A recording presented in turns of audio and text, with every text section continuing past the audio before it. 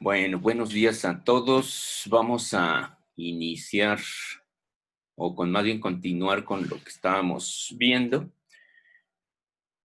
Déjenme nada más quitar esto. Sí, con el Keynote es más complicado.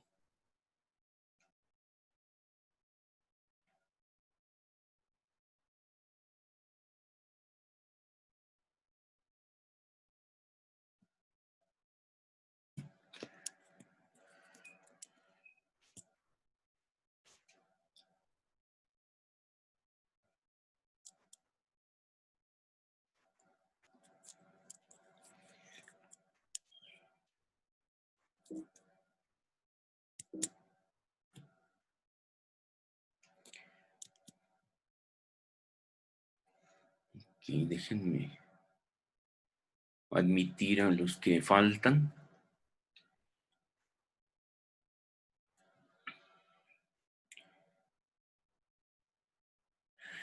Bueno, de lo que es la senescencia, no sé si a todos les quedó claro, pero ahorita lo vamos a volver a tocar, ¿no? Entonces, la muerte celular, pues es un mecanismo, ya habíamos visto algunas cosas de esto. La muerte celular es un mecanismo para controlar eh, el proceso de células dañadas y células envejecidas para evitar precisamente el mal funcionamiento del organismo y que en el caso de los vertebrados y también en los invertebrados, pero principalmente en los vertebrados, se, se manifiesta pues en un proceso de neoplasias, ¿no? Entonces, la muerte celular por sus diferentes mecanismos es lo que implica es tratar de mantener el control de las células funcionales. Ahora bien, lo que habíamos visto de definiciones, ¿no? Habíamos visto lo de oncología, que viene de oncos, que es tumor o hinchamiento. Entonces, como habíamos dicho, un tumor pues es la elevación de cualquier superficie. Una neoplasia es el nuevo desarrollo o nuevo crecimiento de células que no tiene que forzosamente ser cáncer, ¿no? Entonces, ustedes seguramente ven en patología que hay neoplasias benignas y neoplasias malignas, ¿no? Y las malignas es a lo que se le conoce popularmente como cáncer, ¿no? Entonces, cáncer quiere decir cangrejo, ¿no? Por eso en el signo zodiacal cáncer es un cangrejo. Entonces, cáncer quiere decir cangrejo porque cuando hacían las necropsias o alguien moría de esta enfermedad, se veía pues una masa grande con prolongaciones hacia diferentes órganos y pues, le dieron forma de cangrejo, ¿no? Entonces por eso se le puso el nombre de cáncer. Ahora, el cáncer, la diferencia con una neoplasia benigna, vamos a ir viendo algunas características, pero en general, todas las neoplasias, pues es una proliferación descontrolada. La diferencia entre neoplasia y cáncer es que el cáncer es una dispersión de las clonas, ¿no?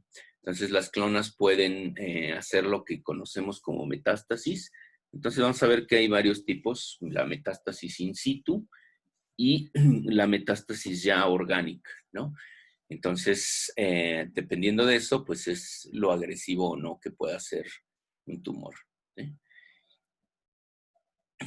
Bueno, si van teniendo dudas, preguntas o comentarios, pues bienvenidos, ¿no? Bueno, la letalidad de los tumores y que es un pronóstico que se debe de hacer como clínicos, van a hacerlo ustedes, es eh, lo que, lo que es más grave, pues es la metástasis, ¿no? Entonces, los tumores malignos lo que van a ver es qué tanto están proliferando, ¿no? La tasa de crecimiento del tumor. Por lo general, los tumores se vuelven más malignos cuando se vuelven resistentes a la apoptosis. Entonces, por más que se les quiera inducir la apoptosis, ya sea por quimioterapia o el mismo sistema inmunológico, son resistentes si no desarrollan apoptosis, aunque se les induzca o se les estimule. Receptores como los receptores de FAS, que son los receptores de la muerte, entonces no entran en apoptosis y por lo tanto pues se mantienen vivas y multiplicándose, ¿no? Y el riesgo mayor que habla de la letalidad es cuando invaden tejidos. Para invadir tejidos vamos a ver que una célula se transforma en una célula productora de enzimas y estas enzimas lo que van a hacer es romper las uniones celulares y entonces van a empezar a invadir tejidos. Primero rompen la lámina propia y luego empiezan a extenderse a otros tejidos, ¿no? Entonces, por ejemplo, este órgano, no sé si lo pueden identificar con sus excelentes clases de histología.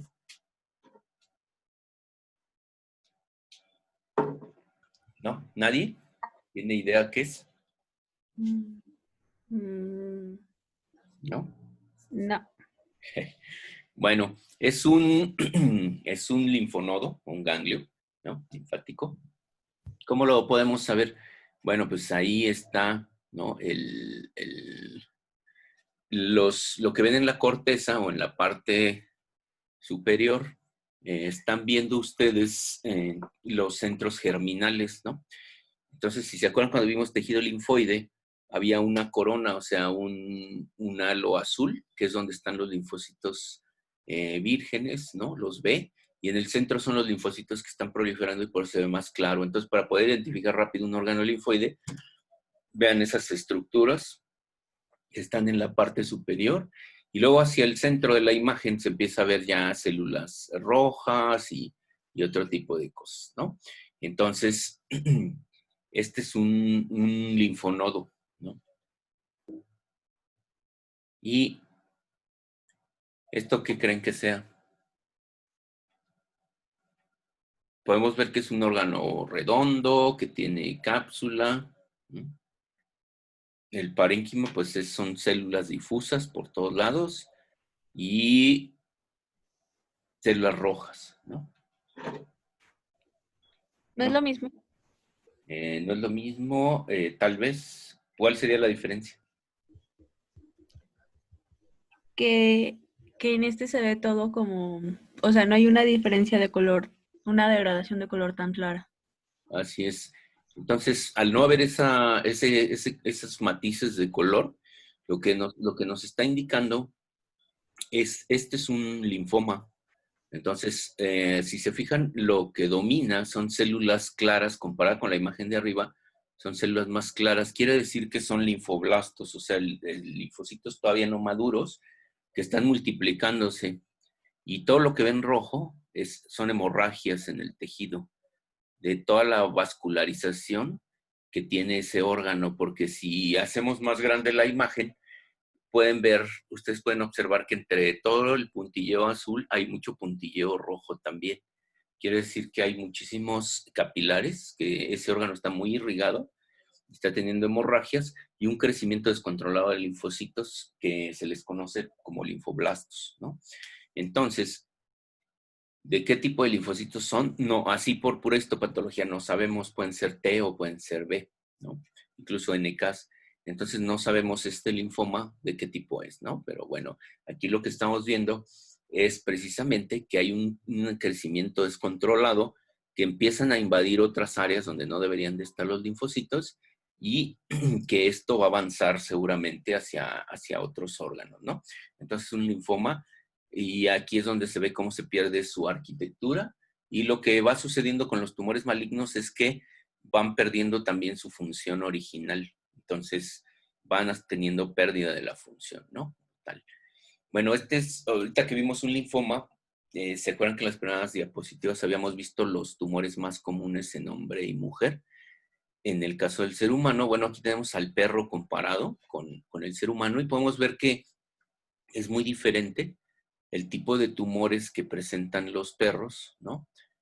¿Por qué pongo a los perros? Porque como les decía, los gatos tienen tumores pues distintos completamente a los que presentan los perros y la incidencia en los gatos es mucho más baja, ¿no? Muchísimo más baja que en el caso de los perros. Entonces, el perro se ha utilizado para modelos de estudio con los seres humanos, principalmente por un tipo de tumor que, bueno, varios, pero uno muy importante que es el cáncer de próstata, ¿no? Que ustedes cuando estén en clínicas o los que ya andan por ahí rondando, verán que va a ser muy común observar tumores de próstata en perros como de 5 o 7 años, más o menos. Aunque estén castrados, pueden llegar a presentarlo, ¿no? Hay de próstata después, si llevan a oncología, van a ver que hay algunos que son independientes de la producción de testosterona. Entonces, normalmente el cáncer de próstata es dependiente de testosterona. Por eso, desafortunadamente, el tratamiento más común que se ha hecho históricamente en los humanos y en este caso también ya en los perros, pues es la castración, ¿no?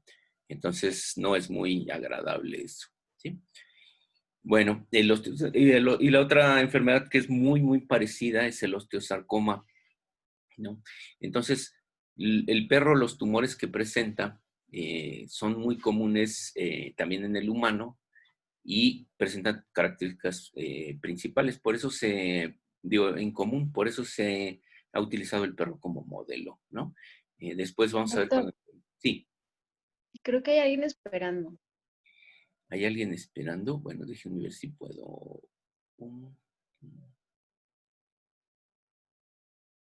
Pues que el Keynote funciona distinto que el PowerPoint, entonces no puedo... No se ve el cursor. Ese es el problema.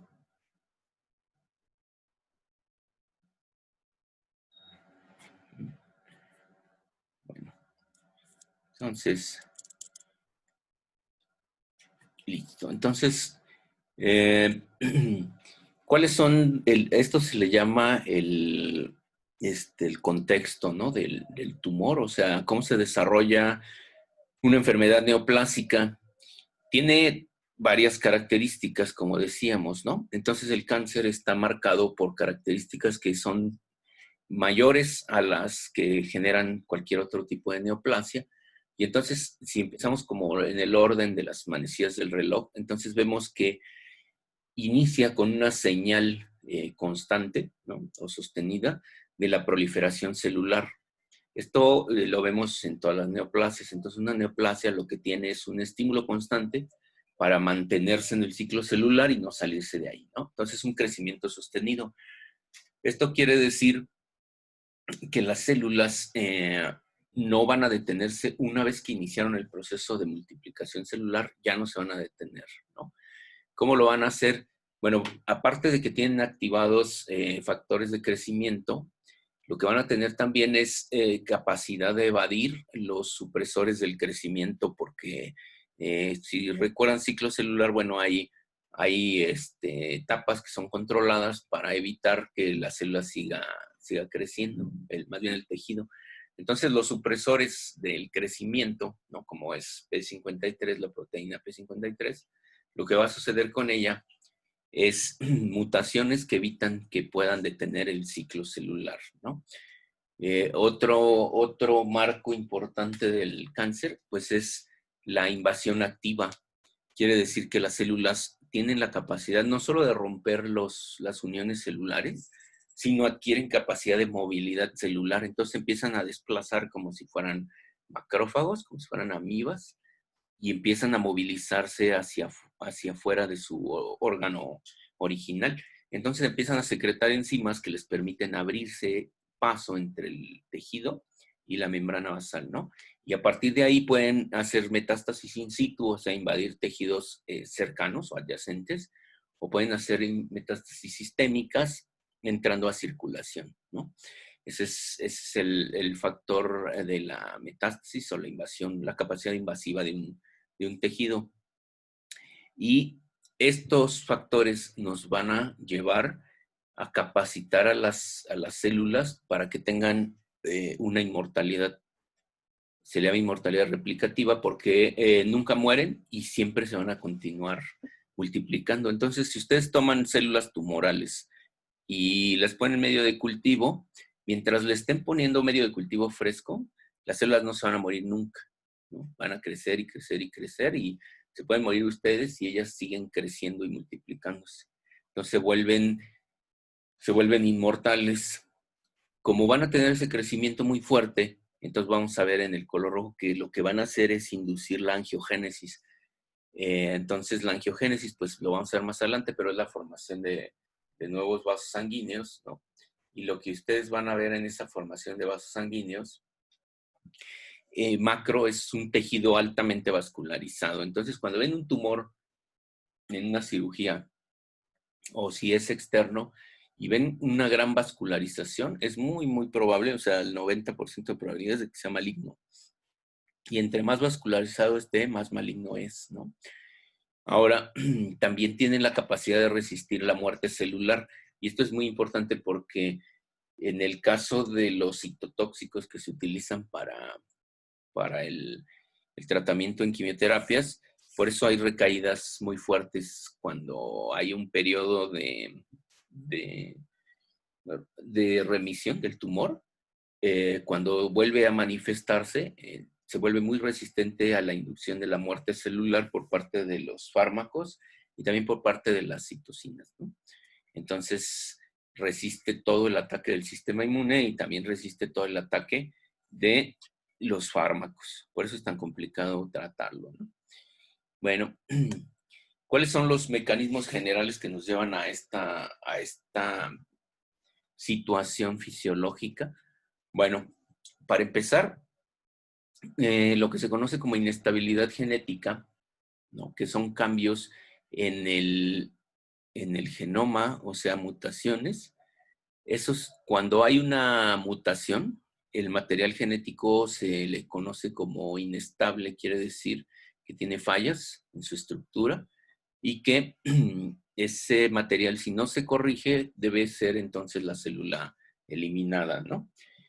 Que es la senescencia de las células. O sea, todos los mecanismos que detectan daño y tratan de repararlo, y si no se puede, entonces detienen el crecimiento de la célula. Eso es lo que se le llama senescencia, ¿no?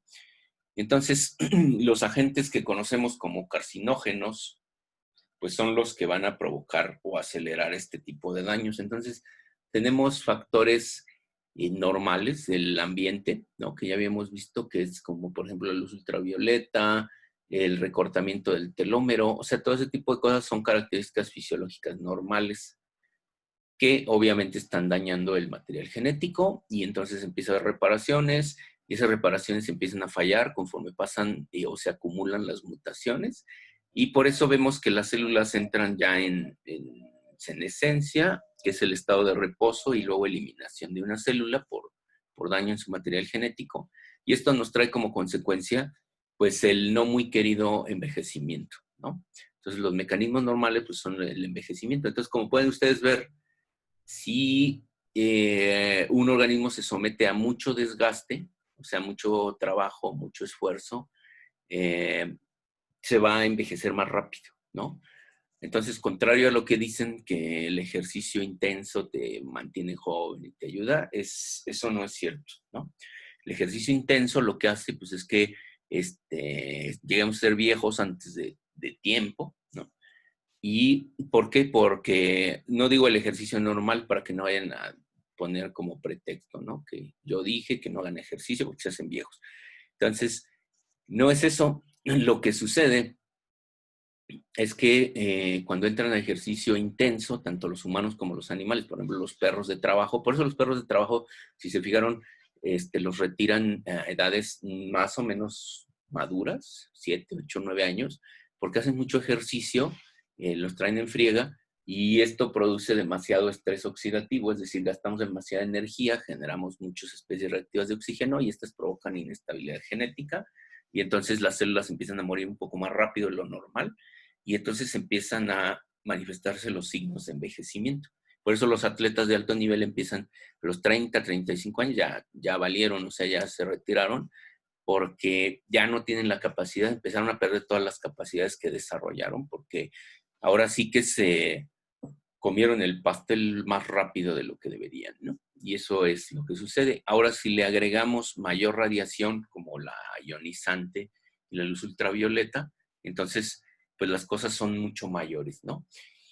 Los productos químicos, hay que tener mucho cuidado. Les decía que los patólogos de campo o los que trabajan tomando muestras y haciendo necropsias pueden desarrollar tumores, principalmente uno de los órganos muy sensibles, pues es la tiroides, porque están en contacto con el formaldehído. Entonces todos hemos olido el formaldehído y huele muy mal, pero no es que huela muy mal, sino que estamos respirando precisamente los productos volátiles del formaldehído. Todos los aldehídos que se están desprendiendo y están volviéndose volátiles son respirados. Entonces les va a dar cáncer en las manos si no usan guantes, y en la tiroides pues está respirando, y también puede ser carcinomas relacionados a mucosas y piel. Por eso es importante la vestimenta, ¿no? Entonces, para hacer una necropsia, tienen que traer guantes, de preferencia guantes gruesos, para que no les penetre nada de los químicos que vayan a utilizar para ir conservando los tejidos. Y obviamente ahora ya se recomienda utilización de lentes transparentes, ¿no? Para proteger sus ojos. Y de preferencia su cubrebocas o mascarilla, si es mejor, ¿no? Y su mandil y todas estas cosas, y algo de manga larga para evitar el contacto con la piel y todo ese tipo de cosas, ¿no? Bueno, agentes infecciosos. Los virus, hay un grupo de virus que se llaman virus oncogénicos, porque estos virus tienen la capacidad de inducir un cambio a nivel celular, y entonces insertan genes para controlar el crecimiento a su favor. Y entonces los virus hay unos que lo hacen en el momento. Por ejemplo, pues ahí están la leucemia de los pollos, ¿no? La leucemia viral felina y todo esto, que empiezan a inducir cambios en las células, empiezan a producir tumores. Y hay otros agentes infecciosos que llegan, controlan a la célula con sus genes que les insertan, y cuando se van todos los viriones, quedan esos genes insertados, como el virus del papiloma humano, y después con otros estímulos se activan esos genes cuando ya el virus ya no está, y entonces se desarrolla el tumor, ¿no? Eso es lo que sucede, es un ejemplo clásico del virus del papiloma humano, ¿no? Cuando detectan el cáncer o inicios de cáncer o lesiones cancerígenas, el virus ya no está ahí, ya pasó quizá 2, 3, 4, 5 años de que se fue, ¿no? Pero dejó sus oncogenes. Entonces, las fallas normales en la replicación del DNA, va a haber enzimas que van a estar haciendo este trabajo, ¿no? En general se conocen como DNA polimerasas o ADN polimerasas, y obviamente la replicación del DNA es rapidísima, es cuestión de milisegundos. Entonces, el hecho de ser tan rápida, pues lo que va a provocar son fallas que pueden ser muy altas, pero por eso hay puntos, como vimos en el ciclo celular, o vieron ustedes en el ciclo celular en biología celular, hay puntos en los que se detiene el crecimiento celular para poderse revisar el DNA y entonces poderlo reparar, ¿no? En esta imagen, pues pueden ver que carcinogénicos, pues prácticamente estamos rodeados, ¿no? Entonces, pues no es por asustarlos, pero todo es cancerígeno, ¿no? Entonces, lo mejor que podemos hacer, pues, es ignorar esto. Bueno, no ignorar a los cancerígenos, pero ignorar que nos vamos a morir de cáncer. Y entonces ya la vida es un poco más fácil, ¿no? Bueno, ¿hasta aquí tienen dudas o algo, comentarios que quieran hacer? Bueno, muy bien. Entonces, ¿por qué se inducen los tumores si tenemos mecanismos para controlarlos? Aquí viene mucho la selección genética, ¿no? En el caso del ser humano y del perro habíamos dicho que son los que más presentan tumores de todos los organismos, y pues es muy fácil deducir el por qué, ¿no? Entonces, los factores de mortalidad en un individuo, en este caso en el ser humano, son limitados por una conducta social que adquirimos, ¿no? Entonces, esa conducta social que adquirimos es la de colaboración. Una especie, por ejemplo, vamos a suponer, a veces en los documentales se ve un guepardo que cuando corre a perseguir a su presa se lastima y entonces o se fractura la pata o tiene una inflamación muy severa. Entonces, ¿qué le va a ocurrir a ese guepardo? Se va a morir, ¿no? Se va a morir porque uno no va a poder escapar de los leones que siempre andan buscando activamente matar a los demás felinos y la otra pues no va a poder comer, no va a poder participar de la comida. Entonces, eso sucedía en los humanos también, cuando éramos homínidos tipo Australopithecus. Y entonces cuando andábamos corriendo ahí porque nos andaba persiguiendo un león o un coyote, lo que sea, si el que se lastimaba, pues se lo comían, ¿no? O sea, mientras se lo comían él, pues todos los demás huían. Eh, Después, cuando el ser humano adquiere la capacidad de colaborar o entre ellos, ¿no? ¿Qué es lo que hace? Pues si hay una fractura, cargan a quien trae la fractura, lo guardan en el lugar donde se refugian y le llevan comida y todo hasta que le cicatriza lo que se le haya roto, ¿no? Esa es una cosa que es muy importante, ¿no? Una cosa que es muy importante. Déjenme eliminar un mensajito ya.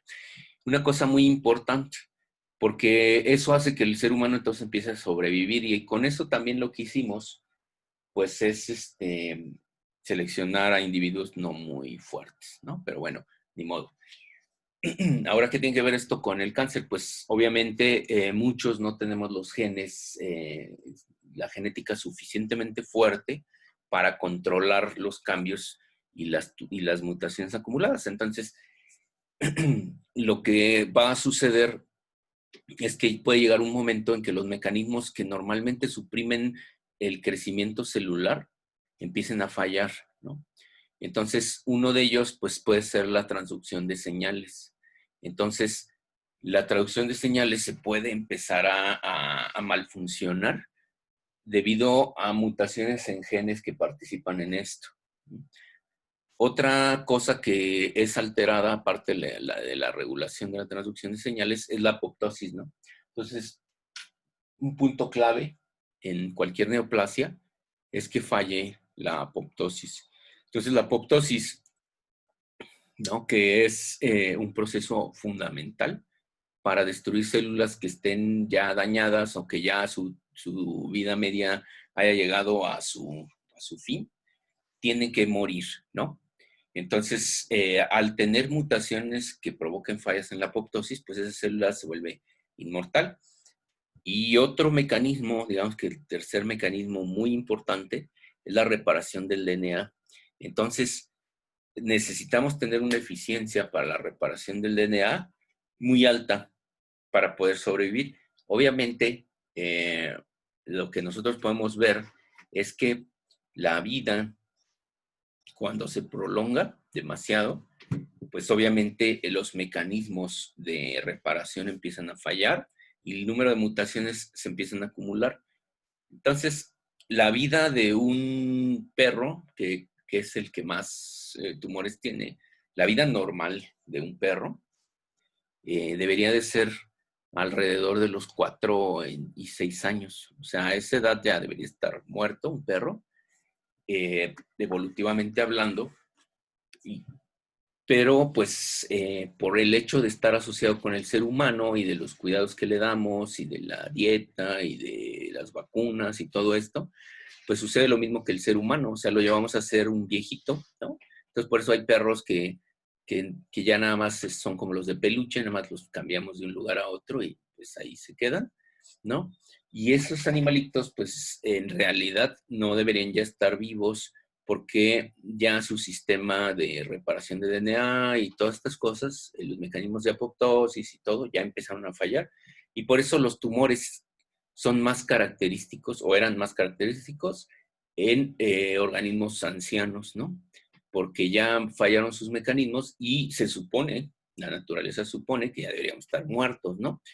En el caso del humano, se supone que el promedio de vida o la vida media de un ser humano debería ser como por ahí de los 35 años, 40 máximo, o sea, 40 ya tienes que tener tu testamento hecho, ¿no? A los 30, pues ya serías alguien no competente para muchas funciones, ¿no? Y digamos que la edad madura serían los 20 años más o menos, lo cual vemos que con la cultura y todo, pues no, ¿verdad? No es muy maduro a los 20 años casi nadie, ¿sí? Bueno, esto pues nos lleva, ¿no?, a que haya pérdida de secciones del DNA y entonces se repare. Y cuando se repara, por lo general siempre hay pequeñas mutaciones. A veces cuando viene la multiplicación celular se corrigen estas mutaciones y no pasa nada, o a veces esas mutaciones se quedan pero no tienen la capacidad de afectar en general el funcionamiento de la célula, ¿no? Bueno, de aquí se derivó algo que se conoce como oncogenes o genes supresores de los tumores. Entonces, los oncogenes son genes no que vayan a inducir forzosamente un tumor, porque a veces se entiende eso, ¿no?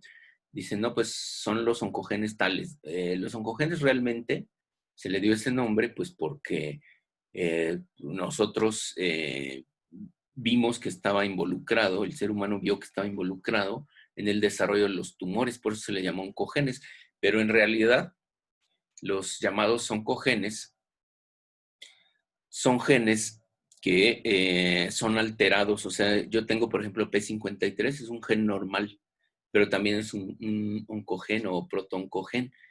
¿Por qué? Porque si falla, se puede inducir la formación de un tumor. Entonces, realmente un oncogen es un gen que controla o que participa en la multiplicación celular o en la supervivencia de la célula. Y cuando está en este estado que es funcional normal, pues se le conoce como protoncogen, ¿no? Porque el gen está ahí, pero no ha pasado nada, ¿sí? Y cuando es atacado por un factor externo, que puede ser la radiación ultravioleta o los químicos, ya vimos todo lo que les puede pasar, entonces ya se vuelve un oncogen activo y es cuando empieza a participar, o más bien su falta de participación de algunos, lo que induce pues es que el ciclo celular continúe e incluso se acelere, ¿no?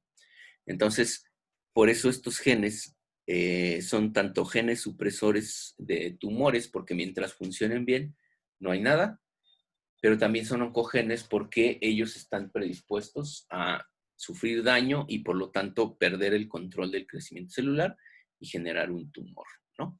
Entonces, como les decía, el 50% por lo menos de todos los tumores conocidos, de todos los cánceres conocidos en humanos y en pacientes veterinarios, presentan una mutación en una proteína muy importante, perdón, un gen muy importante que produce una proteína fundamental, que es P53. Entonces, P53 está metida en todo lo que es el proceso de control del crecimiento celular, la inducción de la muerte, en caso de daño, etcétera, ¿no? Entonces, P53 es fundamental para todo esto, pero P53 puede sufrir procesos de mutación por un montón de características, ¿no?